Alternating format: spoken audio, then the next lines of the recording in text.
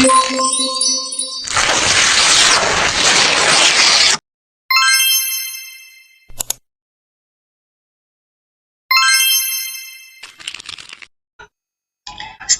tropik badan air atau perairan.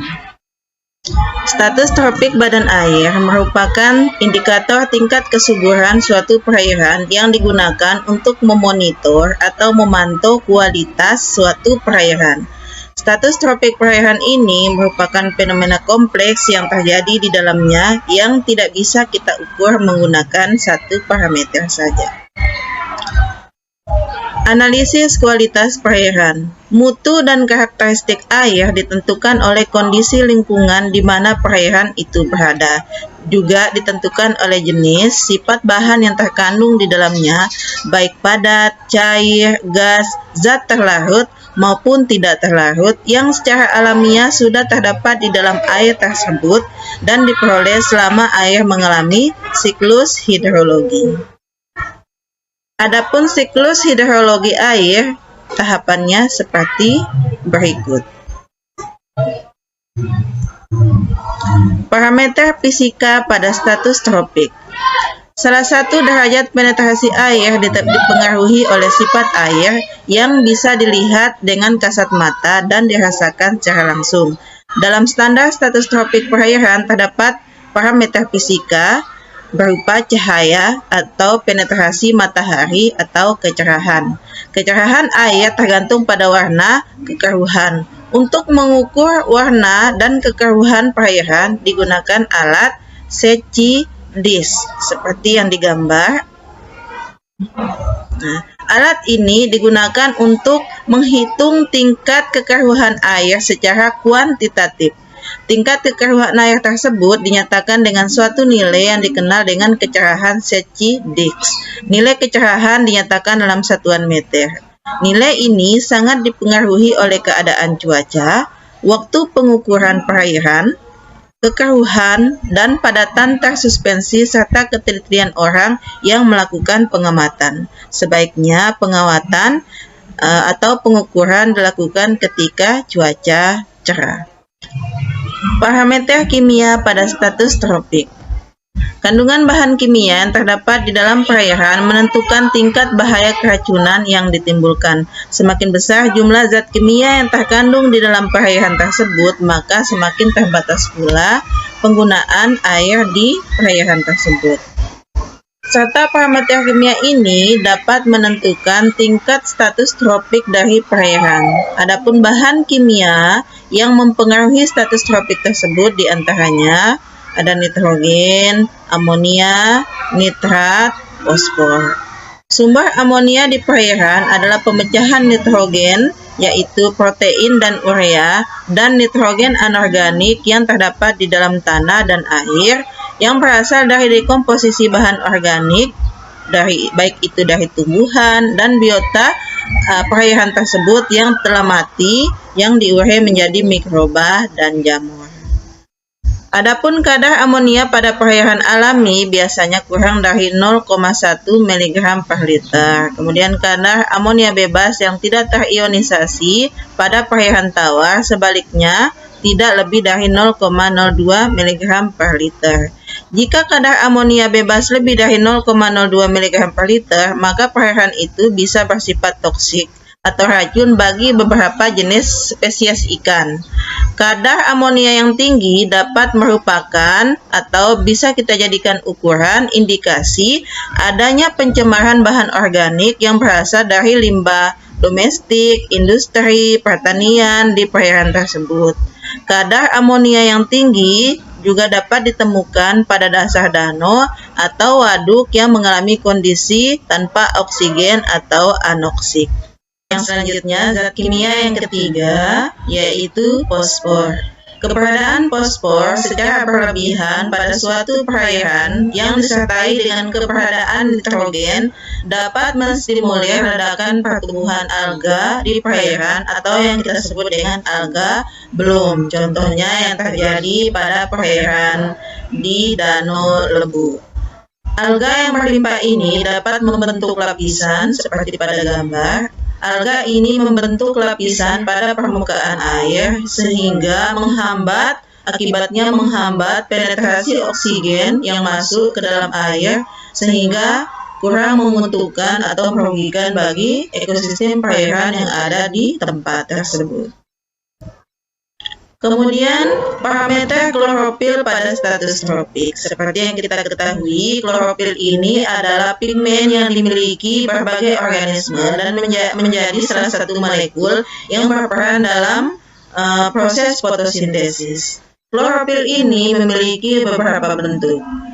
Yang pertama ada klorofil A, terdapat pada semua organisme autotrof. Kemudian klorofil B yang dimiliki oleh alga hijau dan tumbuhan darat. Yang ketiga, klorofil C dimiliki oleh alga pirang, alga keemasan, serta diatom Basiklariophyta.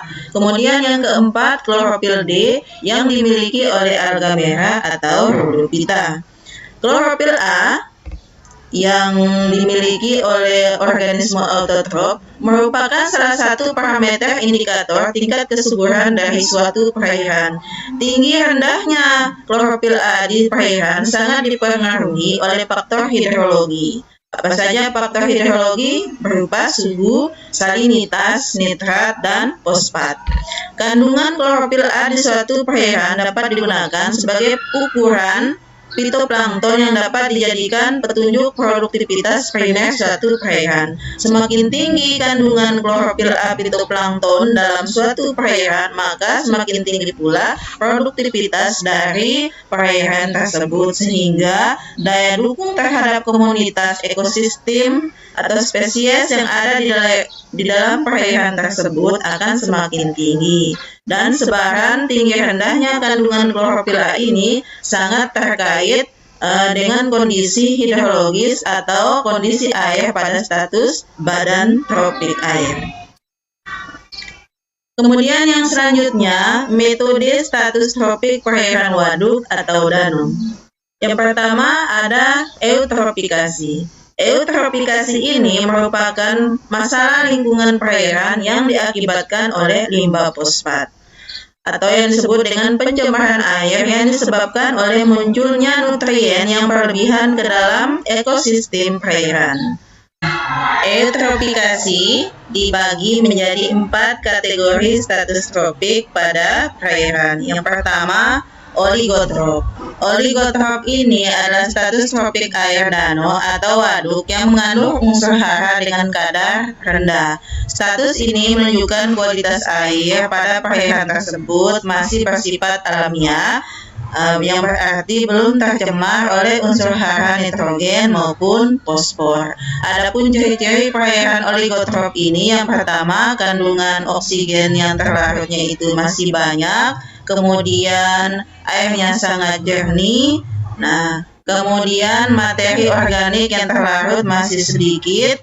Nah, karena jernihnya perairan danau atau waduk ini, sinar matahari mampu menembus ke dalam air dan dipantulkan kembali sehingga airnya sifatnya menjadi dingin. Kemudian eutrofikasi yang kedua yaitu mesotrop. Mesotrop ini adalah kondisi status tropik air yang mengandung unsur hara dengan kadar sedang. Status ini menunjukkan adanya peningkatan kadar dari nitrogen dan fosfor, namun masih dalam batas toleransi yang tidak menunjukkan adanya indikasi berlebih dari pencemaran suatu perairan. Eutrofikasi yang ketiga yaitu eutropik. Eutropik ini adalah status tropik air danau atau waduk perairan yang mengandung unsur hara dengan kadar tinggi. Status ini menunjukkan perairan tersebut telah tercemar oleh peningkatan unsur kimia dari kadar nitrogen dan fosfor. Biasanya ciri-cirinya itu salah satunya sering terjadi blooming alga dengan tingkat kecerahan atau penetrasi cahaya matahari yang masuk ke dalam suatu perairan eutropik ini umumnya sangat rendah. Yang tumbuh di perairan yang sifatnya sudah tercemar eutropik ini contohnya alga atau dan chlorophyta. Eutropik yang keempat yaitu hipereutropik. Nah, hipereutropik ini adalah status tropik perairan yang mengandung unsur hara dengan kadar yang sudah sangat tinggi. Status ini telah menunjukkan bahwa kadar peningkatan nitrogen dan fosfor ini sudah tercemar dengan tingkat berat. Adapun pengaruh dan permasalahan yang ditimbulkan oleh eutrofikasi atau peningkatan nitrogen dan fosfor pada perairan, yang pertama pengaruhnya itu keanekaragaman dan dominasi organisme akuatik berubah, kemudian biomasa tumbuhan dan hewan akuatik meningkat, kemudian yang selanjutnya kekeruhan pada perairan meningkat, kecepatan sedimentasi meningkat.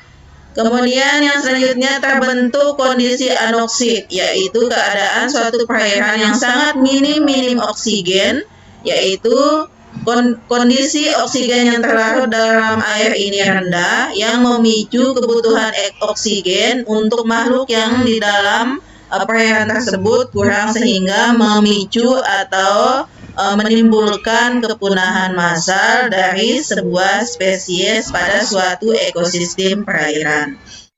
Adapun permasalahannya, pengolahan air, permasalahan yang ditimbulkan oleh eutrofikasi ini, yang pertama, pengolahan air untuk kepentingan domestik mengalami kesulitan, air yang digunakan kurang baik bagi kesehatan manusia ataupun spesies yang ada di dalam perairan tersebut, keindahan air berkurang bagi perairan yang diperuntukkan atau dimanfaatkan oleh manusia untuk kepentingan rekreasi, peningkatan kepadatan vegetasi akuatik menghambat aliran air dan kegiatan navigasi atau perairan, kemudian spesies ikan menghilang atau perlahan-lahan punah dari sebuah perairan. Demikian presentasi dari saya, semoga bermanfaat. Mohon maaf atas segala kekurangan. Mari kita selamatkan dan jaga keasrian bumi kita untuk kelangsungan anak cucu kita kelak. Wassalamualaikum warahmatullahi wabarakatuh.